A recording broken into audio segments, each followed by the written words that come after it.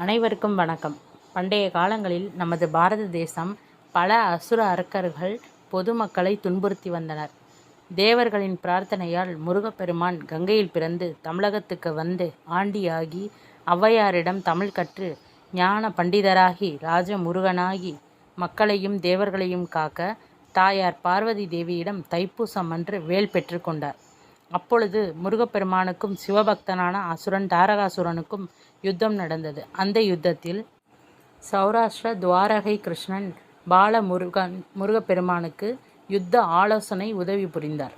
இறுதியில் முருகப்பெருமான் சக்திமிக்க தனது வேலை எறிந்து தாரகாசுரனை வதம் செய்தார். பிறகு முருகன் ஒரு சிவபக்தனை கொன்றுவிட்டோமே என்று வருந்தினார். அதற்கு கிருஷ்ண பகவான், முருகா, வருந்தாதே, நீ செய்தது அநீதி இழைத்த அசுரனை கொன்றது தர்மமே என்றார். பிறகு முருகா, நீ வேண்டுமானால் சௌராஷ்டிர தேச சோம்நாத் சிவனை வழிபடு என்றார்.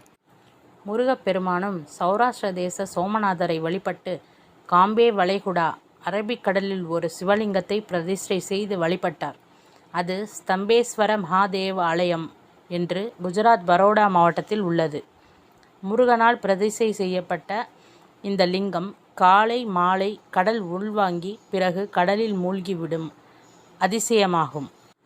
ஆகையால் தொன்று தொட்டு சௌராஷ்டிரா மக்கள் முருகப்பெருமான் மீது அளவு கடந்த பக்தி, எவ்வளவு பெருமானை வழிபடுகிறோமோ அந்த அளவுக்கு முருகப்பெருமானை பாரம்பரியமாக குலதெய்வமாக கொண்டவர்கள்.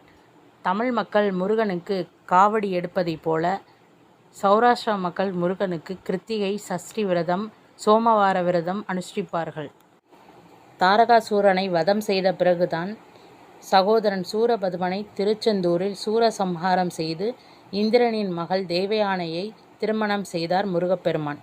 வேல்முருகனுக்கு அரோகரா. வெற்றிவேல் முருகனுக்கு அரோகரா.